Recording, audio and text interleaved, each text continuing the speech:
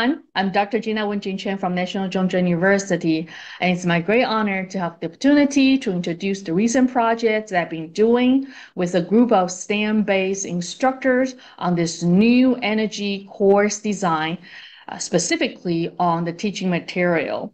So the presentation today is titled Restructuring Interdisciplinary Teaching Material from a non-STEM perspective, crossing over to STEM-based course design. And during this project, initially, we're wondering about our roles. Why were we invited to join the team? Well, number one, our expertise is definitely not on science. I personally am an education person, and also the departments I'm serving is actually a teaching program. So when we were initially invited, we're trying to figure out our roles, how we can really contribute to help this group of STEM-based, STEM science experts prepare for their teaching material. And then we realized that after reviewing the draft of the PowerPoint slides, which will serve as the core material, the core content of the new energy course,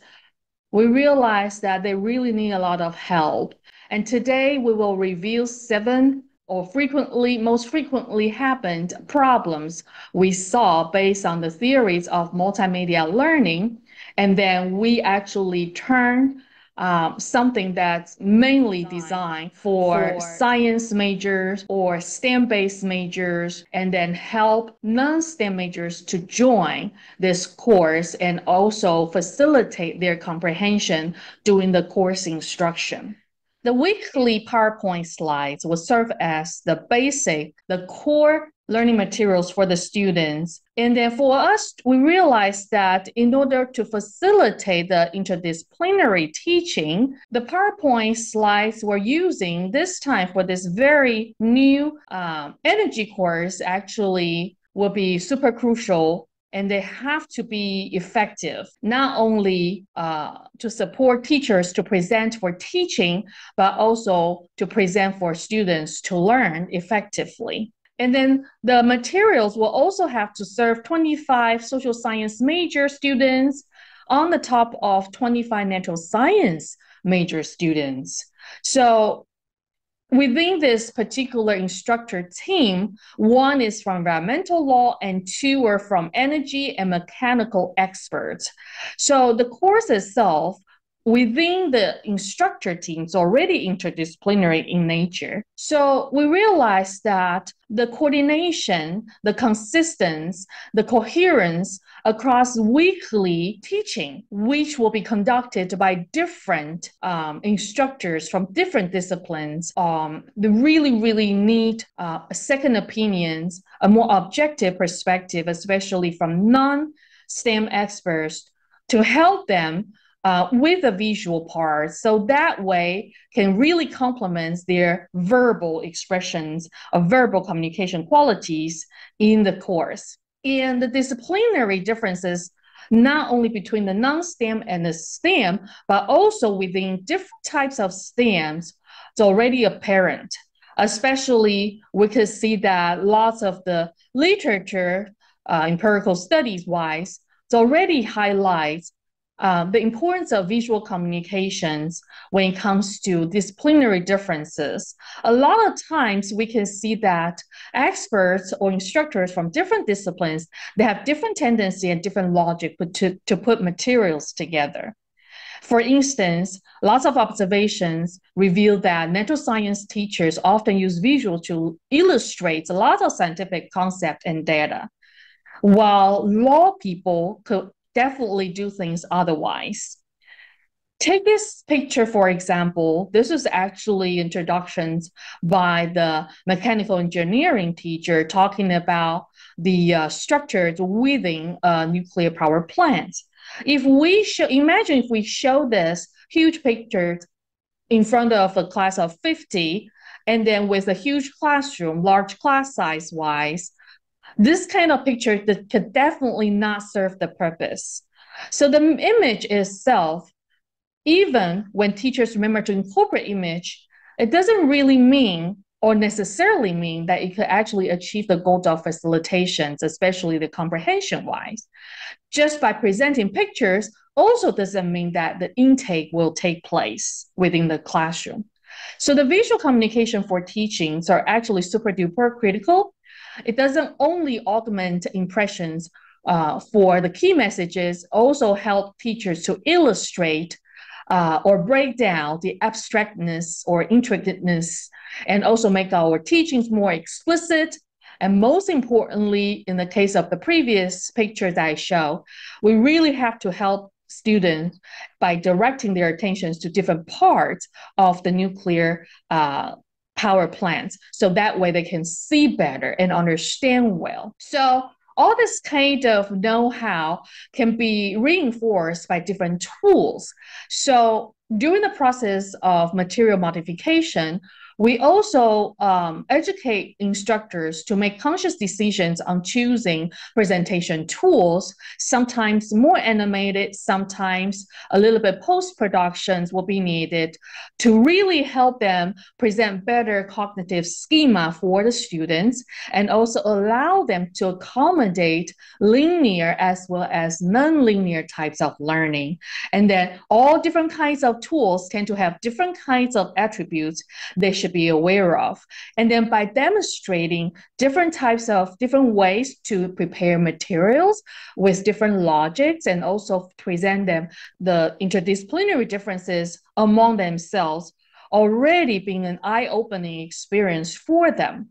We just mentioned about the multimedia learning theory by Mayer. And the first thing regarding how humans process information is that when we are exposed to information, especially complicated ones, just presenting the words itself sometimes don't really suffice. Basically, if we can present either sounds, image materials, and also compose them with text, this kind of dual channels allowing audience, aka students in this particular course, can really process with dual channels, eyes and ears all together. Also, accommodate humans' limited capacity in terms of the short-term versus long-term memory, and also activate students' active processing, so that way they can be curious about the topics, curious about the new knowledge under the idea of new energy for better cause. And this know-how that we teach or we educate STEM experts teams who are the instructor for this course includes information processing, how they're supposed to help students identify keywords on their slides, how they're supposed to build a cognitive schema by connecting dots for the students, and also by sometimes breaking down the complicated information for the students into a linear or nonlinear sequences. And then last but not least, lots of visual coding are supposed to be aware of. So just to put the theory into practice, now we're coming back to this picture. We can see this picture in front of 50 students in a large classroom. Doesn't really follow much of the eye flow, doesn't really have much of the visual coding per se. And then look at this one from environmental law teacher, all text and very, very dry material information regarding the new energy regulations from the government. This type of material just simply don't work. My four wonderful teaching assistants helping me working together to facilitate the material modification for these three teachers with their respective TAs. We comply with the 12 principles by Mayer, and then we also mentioned about the visual coding, which is supposed to direct students' attention by the eye flow that was part of the built-in since the beginning of our schooling. We respect visual hierarchy to really help students identify the most important, secondary important, all the way to the least important information. We build attention route on the slides. We show them sequence of different occurrences of phenomena and also cause effect, and also the importance of some knowledge under the idea of new energy. So now we want to put the theory into practice, going back to Mayer's multimedia learning theory with respect of humans' limited capacity in terms of the short-term memory.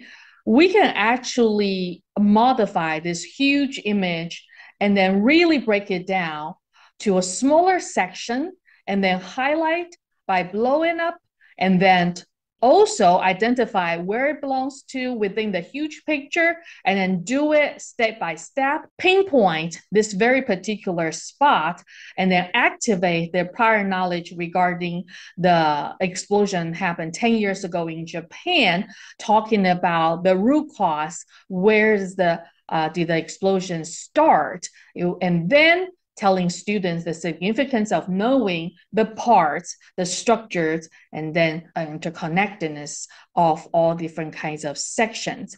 This actually complies with the 12 principles, and then with the small techniques, you already feel the huge difference.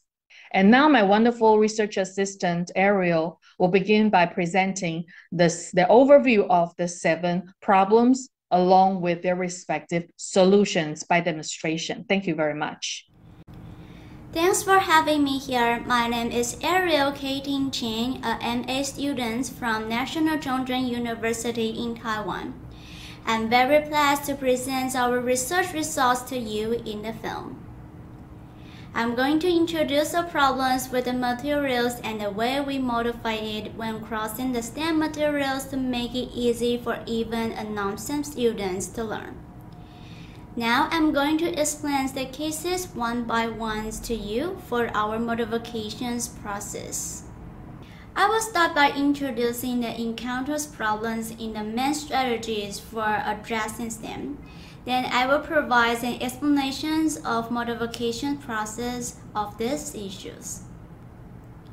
Throughout the process of crossing over the materials, we identify 7 problems in constructional material design, which include unclear objectives, missing coherence, unvisualized message, conflicting logic or items, lack of practicality, language inconsistency, and information implicitness. These problems can pose cognitive difficulties for non-STEM students. Our guiding principles for the modifications primarily came from Mayer's 12 principles, and the modifications aim to assist inexperienced non-STEM learners in constructing the coherence from the instructional materials, therefore facilitating knowledge constructions. Here is modifying processes. Problem type number 1 is unclear objectives. This problem refers to the descriptions of learning structures being unclear and absence of proper titles, learning objectives, and key points. In this example, you can see the descriptions of learning structures is unclear.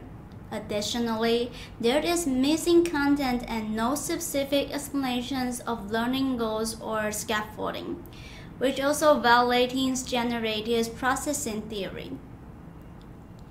According to our statistics, there was a 9% improvement in the situation before and after the modification. Our approach to address these issues was by using Mayer's 12 principles, specifically the pre-training principle and the Scatman principle. We attempt to visualize through the text and illustrations and add short descriptions. Then we discuss with the instructors the needs to provide scaffolding for students and pack materials to activate prior knowledge. Problem type 2 belongs to missing coherence. Here it is further classified into 2 subproblems. Problem type 2a, the materials have a vague connections between displayed objects. This refers to the slides having weak structural relations among elements. Such problems mainly arise when there is a sudden introduction of new concepts, lacking continuity in presenting the learning concepts. It resulting a disjointed flow of information and insufficient content explanation. For non-STEM students, this can lead to a lack of understanding and confusion. After the modification, these issues have been completely resolved. Our approach to addressing these problems involves using the coherence principles, the personalization principles, the schematic principles, and spatial principle. We simplify the materials and only displays information that is relevant to the learner's needs on each slide. That means using the simple text and visual directly related to the learning topic. Our actions include reorganizing the materials and integrating new models with prior knowledge to establish a logical sequence of concepts, and synchronize words and pictures for the meaningful information.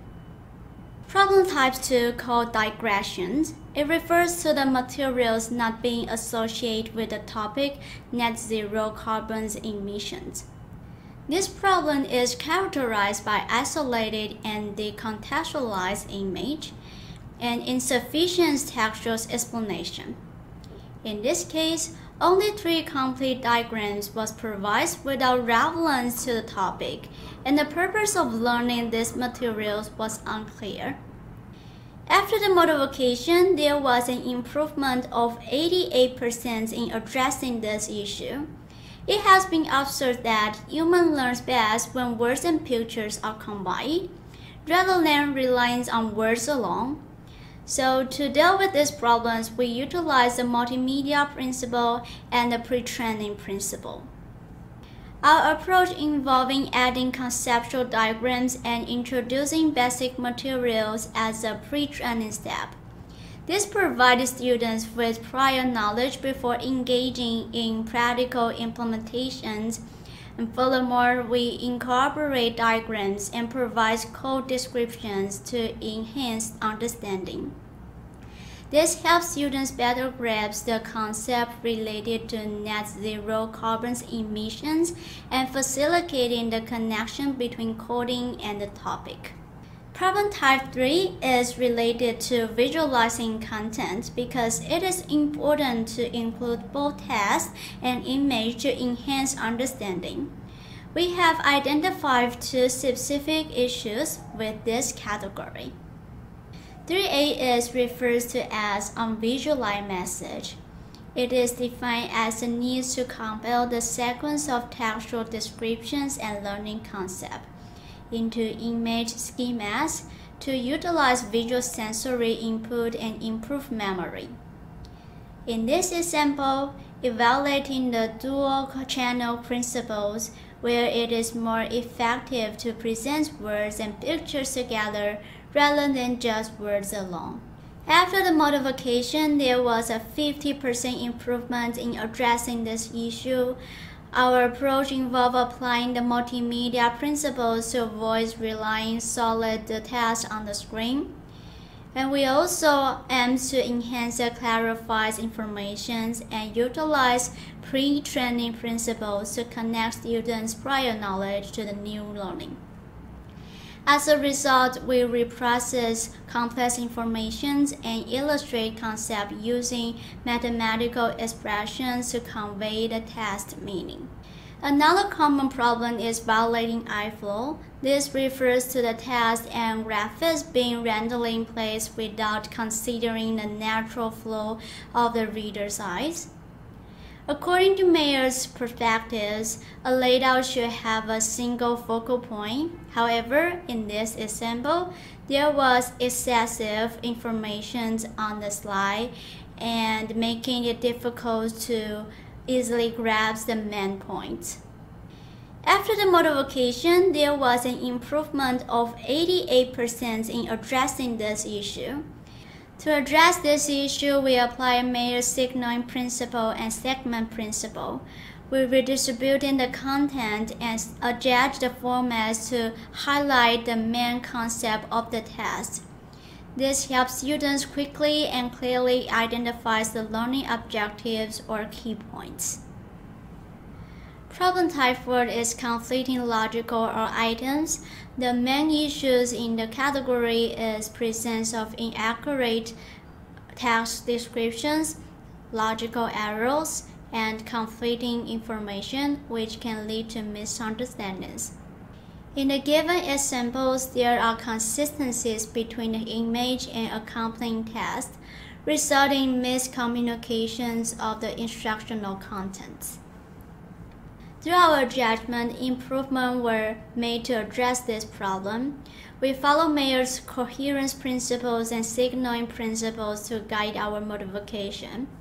We verify the content with the instructors and request a correction where necessary.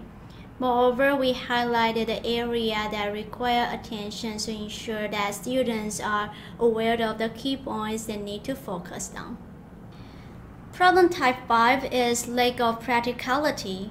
It refers to the presence of meaningless information with complex background theorist knowledge, which fails to generate personal meanings for the learners. In this given example, the slides presents per emissions in numerical form, but it lacks an appearance learning purpose. Besides, the excessive focus on theoretical essence make it difficult for students to connect the information to their own life experiences, resulting failure engage with the message. Through our judgment, significant improvements were made to address this issue. We follow the escapement principle, which suggests breaking down the learning points into smaller or more manageable chunks. We also apply the modality principle, aiming to avoid overwhelming learners with an excessive test. In this example, we first highlighted the importance numbers to draw attention to significant information.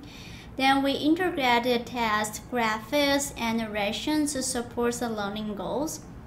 For more challenging theories or supplementary information, we provide additional resources, references, or news to help students connect with unfamiliar concepts or techniques in the QR code. Problem type 6 is language inconsistency.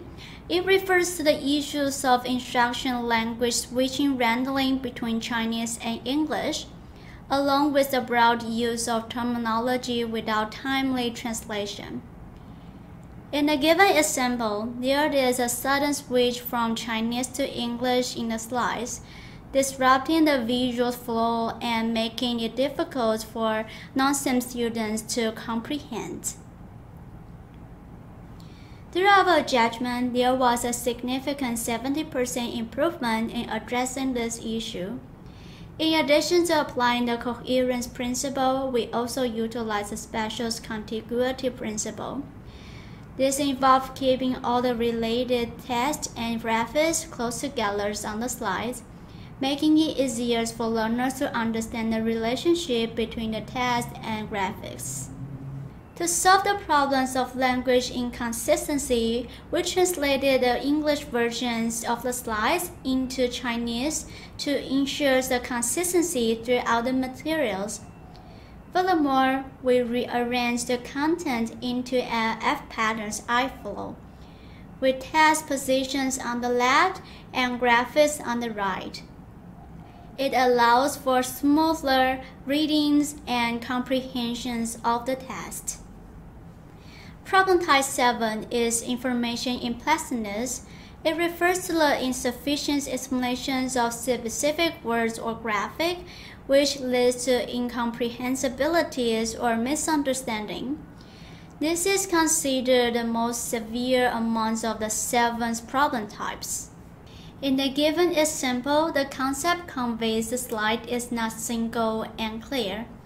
There is a lack of sufficient supplementary instructions, and the slides presents multiple concepts without providing detailed explanation. making it difficult for students to grasp the intended meanings, and the excessive amount of information violated the limited capacity theory. Through our judgment, there was significant 74% improvement in addressing this issue. Following Mayer's principle, we employed the redundant principles to provide redundant information that can aid learners in understanding. Additionally, we applied the personalization principles to keep the message simple and casual, and creating a comfortable learning environment. We avoid using overly professional tests or long, complex words. Our judgment includes supplementing prerequisite knowledge and using questions to interact with the audience and content. We also add labeling to narrow down the scope of learning and clarify the learning objectives. The modifications aim to enhance comprehension by providing clear guidance and highlighting the key points. Based on our statistics, it is evident that information implicitness is the most severe problem, followed by others identified issues such as lack of objectives and incongruity. Through cross-disciplinary classifications and co-productions, all problem types were significantly reduced. In our modifications of cross-disciplinary teaching material, we focus on visualizing the test displays to follow I-flow patterns, such as Z patterns and F patterns, to create a more harmonious visual experience and reduce the cognitive burden. Furthermore, we base our modifications on Mayer's 12 principles, aiming to manage learners' essential processing, optimize generative processing, and minimize extraneous processing through thoughtful constructions. We firmly believe that instructional design should not only involve presenting information, but also presenting in a way that encourages learners to engage in the appropriate cognitive processing. And therefore, our pedagogic suggestions were made and illustrated the lower cognitive load and preventing disciplinary clashes. In conclusion, customizing teaching materials for interdisciplinary courses and bridging the gap between STEM and non-STEM disciplines is crucial for effective education. This studies provide insights into how visual modifications and pedagogic approaches can enhance knowledge retention and appeal to the wider range of students. And this is all for our sharing. Thank you for your attention.